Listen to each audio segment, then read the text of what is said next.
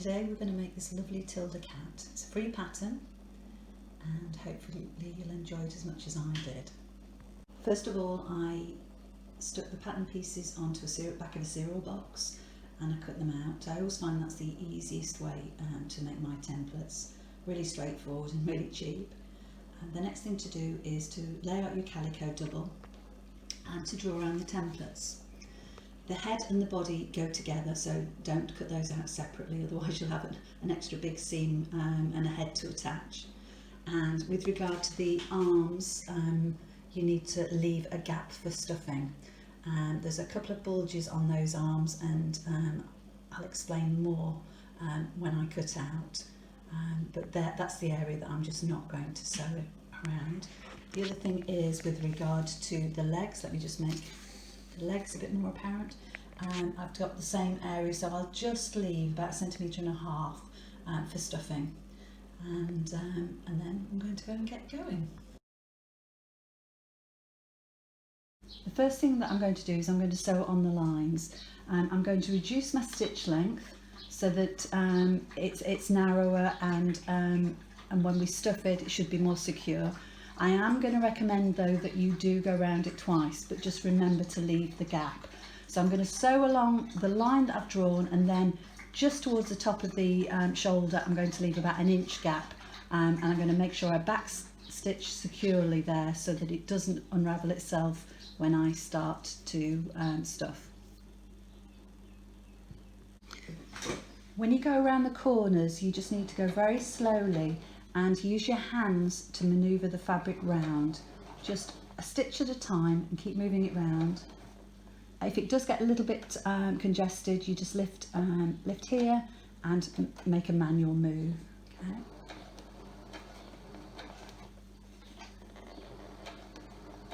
Nice and slowly.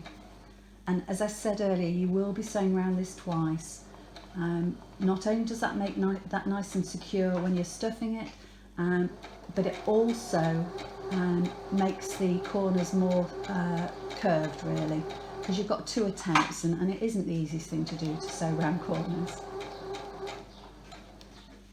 Okay, now I've been round all the shapes.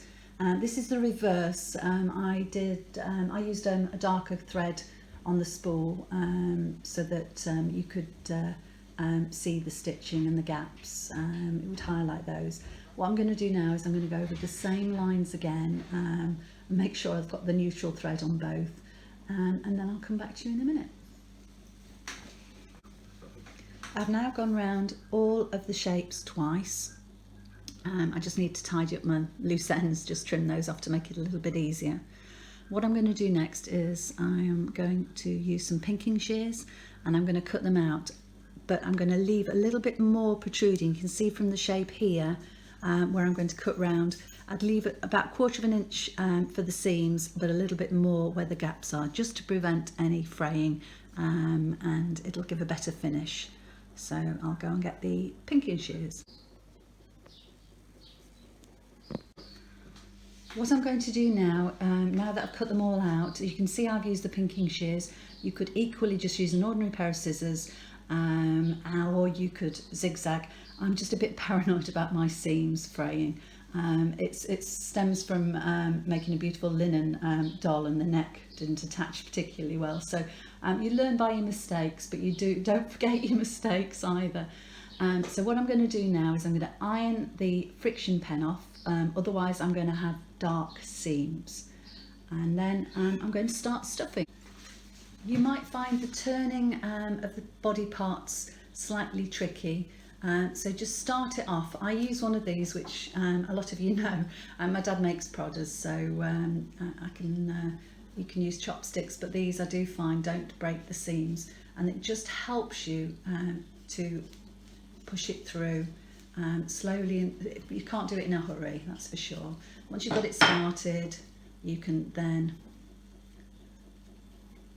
turn it a little bit by hand, and then again, once you've got that part of the arm, because I've just done the shoulder seam, you can just push it again, and gradually you'll find that your arm will come through again. Please don't rush it, because it just takes a little bit of time.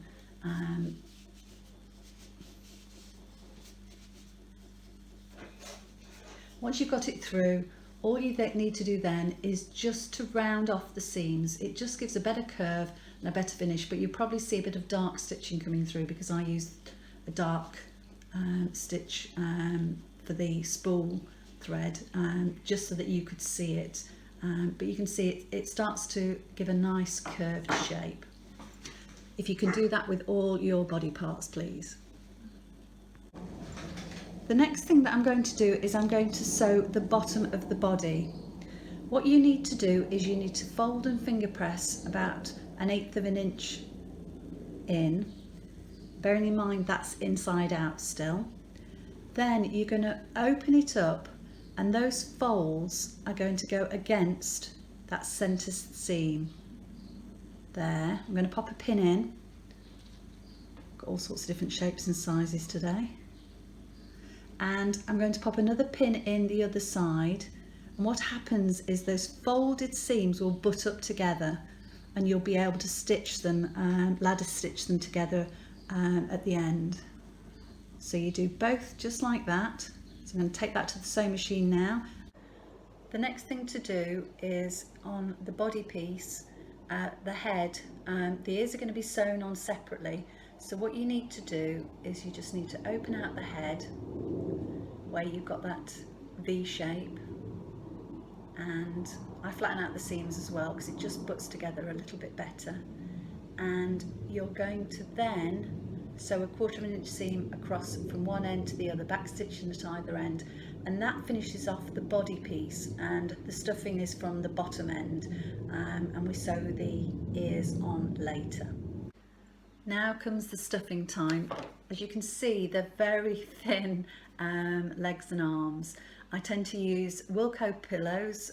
You can use special toy filling, but I find it's very slippery and doesn't compact particularly well in the toy, and just cheap pillows are the best option. So I'm going to take small bits, I'm going to push them into the small hole. It's going to take a while to do the stuffing, and I'm going to use my prodder to help me. Other people have different tools that they use, and you'll find one that's the best for you. So again, just push them through, take it right down to the very base first, and keep putting lots of small bits in at a time. I'll come back to you shortly with the stuffed limbs and body. When you're stuffing the limbs, you need to use small amounts of stuffing, but you do need to put a lot of pressure when you're pushing it through, and that compacts the stuffing up, and means it's going to be a less bobbly finish.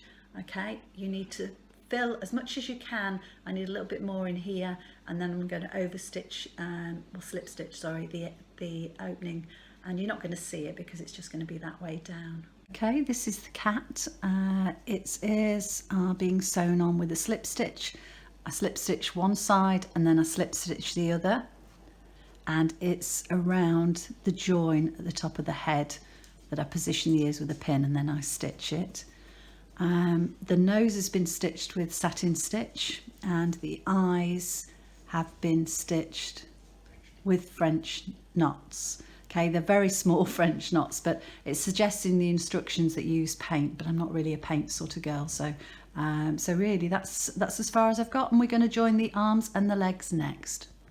When attaching the arms, what you need to do is make sure that the gap that you sewed up is on the back of the arm, so you don't notice it after you'd stuffed it, and then you need probably quite a length of embroidery thread. Put a knot in one end, and you go up through the arm, turn back and go back through, and you go right through the body to the other side, and then we catch the other arm, and we go backwards and forwards 3 or 4 times to make it nice and secure. And I'll show you very briefly when I get to this position how we finish off our thread. Legs are joined in exactly the same way, using a doll's needle and pushing through one leg and catching through the other one and back through 2 or 3 times, and then secure the ends as you did with the arms.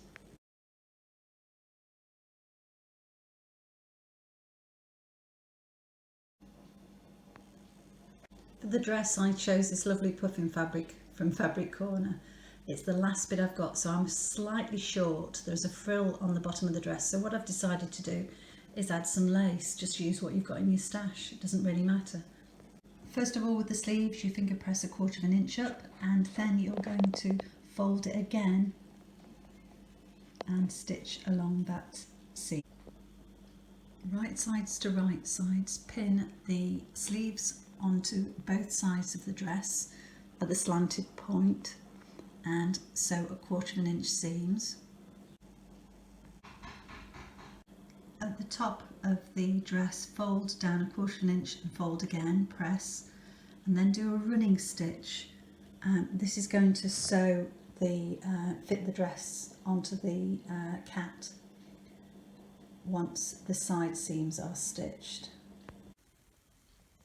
What you need to do now is attach the two ends of the lace, and then with a large stitch length stitch around the top, and that will mean you can ruche it up to attach it to the skirt. Turn the dress right way out, and following this diagram here, pin onto the skirt. Then you're going to sew 1/4 inch up from the bottom of the skirt to attach the lace.